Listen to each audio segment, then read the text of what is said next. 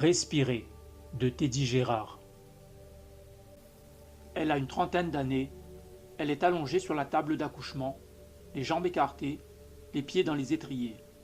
Les larmes aux yeux, elle pousse de toutes ses forces. Elle crie et elle transpire l'atroce douleur qui déchire son dos, son bassin et son ventre. Ah! Poussez, poussez, poussez, poussez! Dit la sage-femme noire, corpulente, en blouse bleue. Arrêtez de pousser, Madame Seri. C'est très bien. Je vois ses cheveux. Respirez. On attend la prochaine contraction et vous poussez de nouveau. Un dernier effort et vous pourrez la tenir dans vos bras, ajoute-t-elle en souriant. Les yeux fermés, la jeune femme hoche la tête. La transpiration, qui a déjà mouillé ses longs cheveux légèrement bouclés, continue de perler sur son front. Un mélange de douleur et de fatigue se lit sur son visage, encore plus pâle que d'habitude. Elle se concentre sur sa respiration. Tout va bien se passer, se dit-elle. Tout va bien se passer. Un grand gaillard aux cheveux courts, aux yeux marron clair, tient dans ses deux mains la main droite de sa bien-aimée, comme pour prendre un peu de sa douleur. Une tension se lit sur son visage. Les yeux humides, attentifs au moindre geste de la professionnelle de santé, il reste concentré, pour rester fort. « Prête ?» demande la sage-femme sans vraiment attendre de réponse. « Poussez, poussez, poussez, poussez !»« Ah !» Un cri de douleur qui dure longtemps. « Arrêtez de pousser !» dit la sage-femme. « Ça y est, la tête est sortie. C'est presque fini. » Elle ouvre un instant les yeux et les referme aussitôt, en soupirant.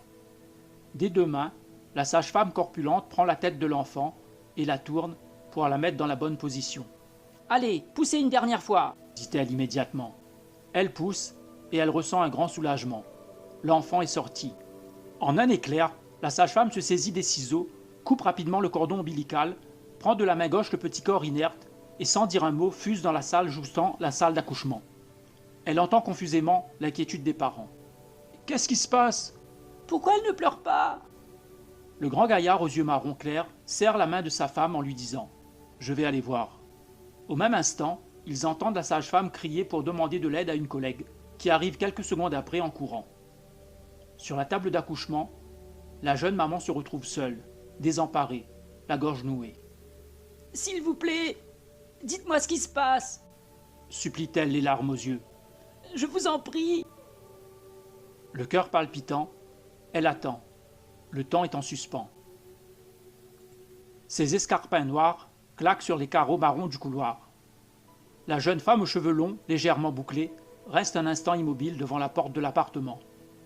Madame Seri fouille dans son sac à main noire, à la recherche de ses clés. L'instant d'après, elle les prend dans la poche arrière droite de son pantalon blanc. Elle enfonce le bout de métal dans la serrure, tourne la clé, ouvre la porte. Elle referme, accroche au mur les clés rassemblées par l'anneau chromé d'un porte-clés Volkswagen noir. Elle enlève sa veste noire pour l'abandonner sur le porte-manteau en bois. Puis elle retire ses escarpins. Elle fait quelques pas et pose son sac à main sur un petit meuble rouge à cajou. La jeune femme arrive dans le living room et elle trouve ce qu'elle s'attendait à trouver. Sur la petite table opium, un verre où il reste 2 doigts de whisky.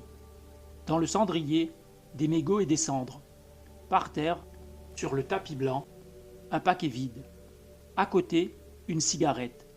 Et bien sûr, lui, allongé dans le canapé gris foncé, à moitié mort. Elle soupire. Ses yeux sont noyés de désespoir. Une larme coule sur sa joue gauche. Elle prend une grande inspiration avant de faire une demande silencieuse. « Seigneur, je vous en prie, donnez-moi la force de continuer. » Une demande qu'elle réitère souvent ces temps-ci. Encore et encore. Elle est fatiguée. Elle a besoin de prendre une douche. Elle est allongée, pas vraiment réveillée. De légers bruits dans la cuisine. Elle ouvre les yeux. Il est déjà debout, pense-t-elle. Tant mieux. Elle se lève, enfile sa chemise de nuit beige, sort de la chambre, avance dans le salon salle à manger.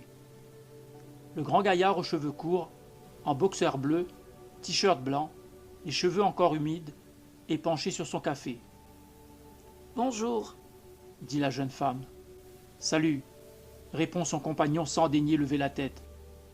Les yeux teintés de souffrance, la gorge nouée, elle cherche les bons mots. des mots qui pourraient le faire réagir. Thomas, il faut qu'on parle. Ça ne peut pas continuer. Tu es en train de sombrer. Je t'aime, mais je ne veux pas sombrer avec toi. Dis quelque chose, même si c'est un reproche, même si tu me crois responsable de la mort de Léa. Ajoute-t-elle les larmes aux yeux. Il lève la tête, se tourne vers sa femme. Il voit sa souffrance, ses yeux humides, sa peine perlée sur ses joues. Il se lève et s'avance vers elle. Il la regarde dans les yeux. Il ne l'avait plus fait depuis longtemps, depuis 2 mois. Karine, je n'ai jamais pensé ça. La télé en sourdine, Karine a son portable collé à l'oreille. Il a accepté, c'est tant mieux.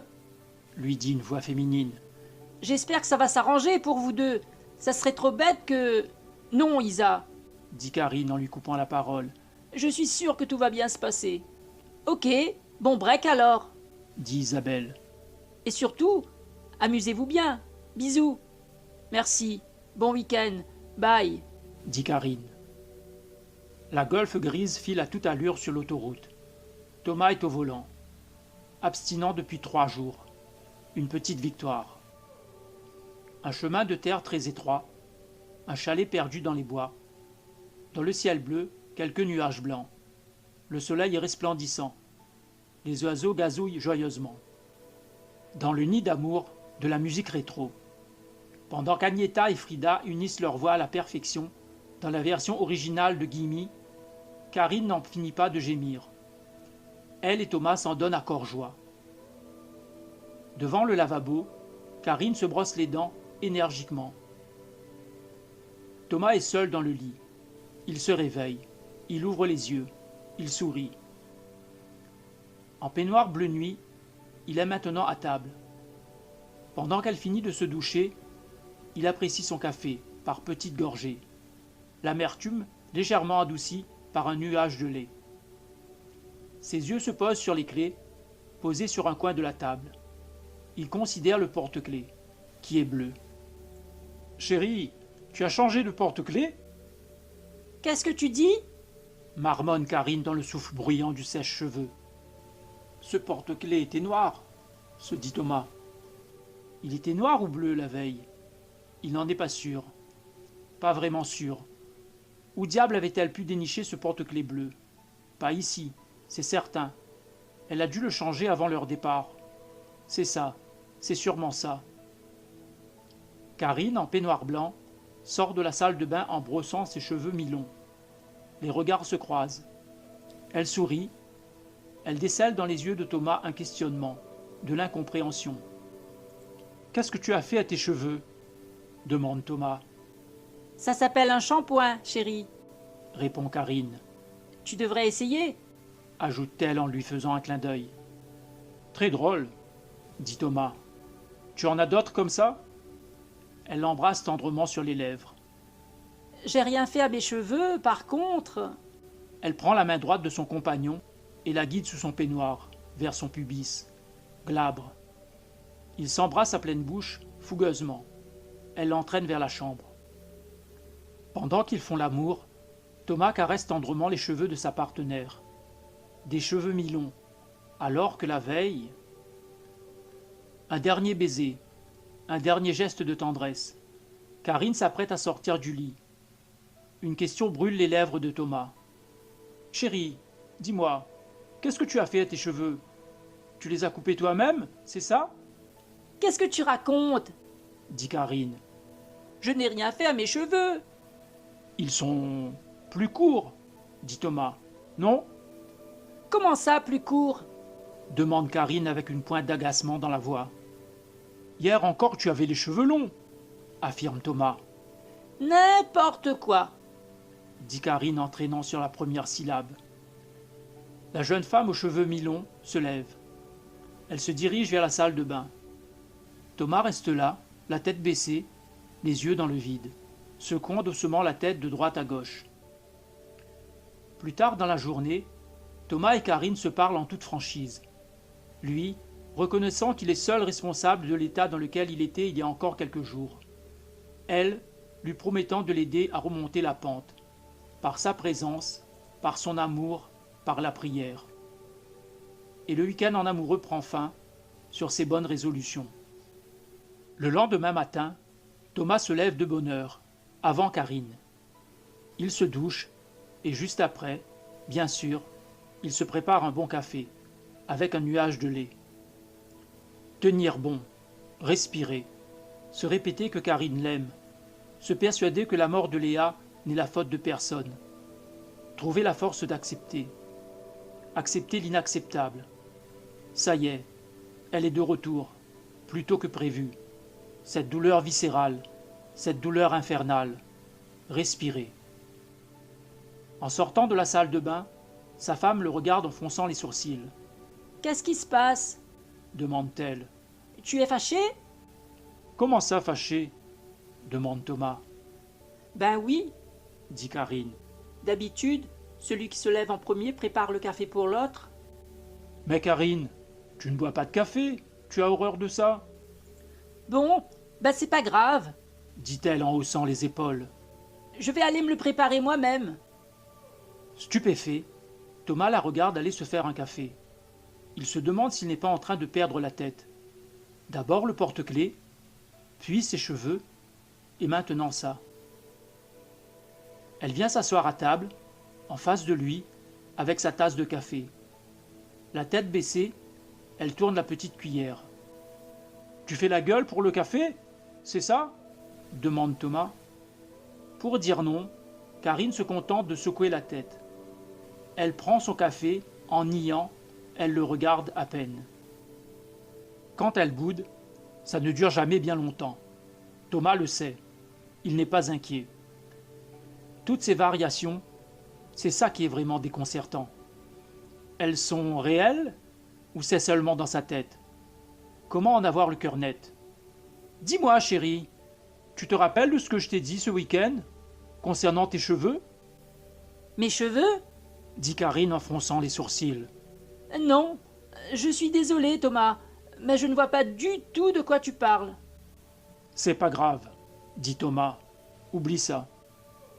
Ce matin, Karine est un peu en retard. Dans l'encadrement de la porte, elle embrasse furtivement Thomas sur les lèvres. Bonne chance pour le boulot, dit-elle avant de regarder sa montre.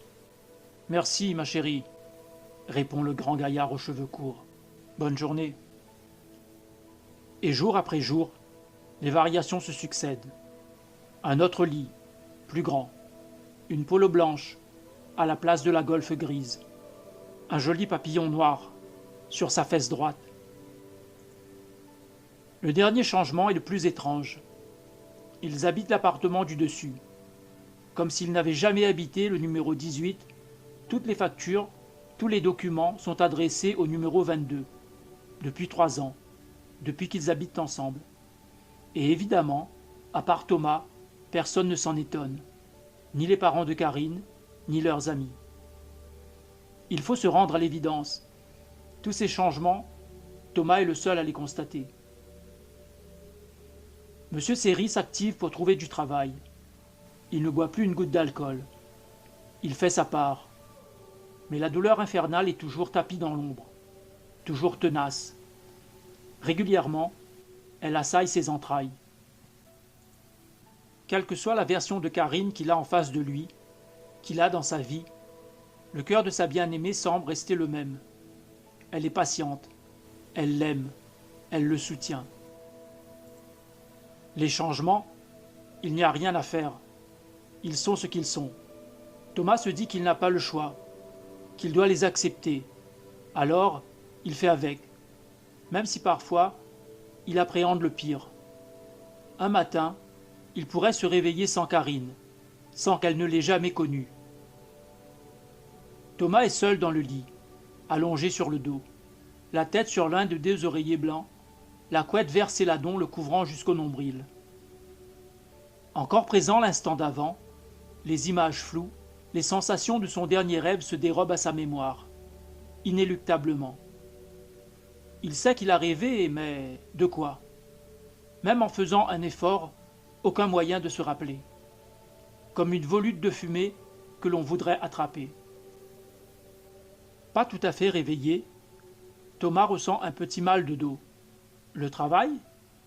Vient dans sa conscience le fait qu'on est dimanche. Soulagé, il se rappelle aussi qu'ils sont invités chez les parents de Karine. En boxer noir, le grand gaillard aux cheveux courts se lève. Il fait 2 ou 3 pas, ouvre la porte beige de la chambre. Karine est là, tranquillement assise dans le canapé gris foncé. Léa est dans ses bras. Elle l'allaite. Thomas sourit. Levant légèrement la tête, Karine le regarde et sourit elle aussi, comme un bonjour silencieux. En sourdine, la télé diffuse un clip de Fredericks Goldman Jones qui s'achève. Juste après, c'est Patrick Hernandez, avec sa canne, qui apparaît sur le grand écran. Thomas s'avance. Pour Karine, un baiser furtif sur les lèvres. Pour Léa, un petit bisou sur le front. Un bisou tout léger, pour ne pas la déranger.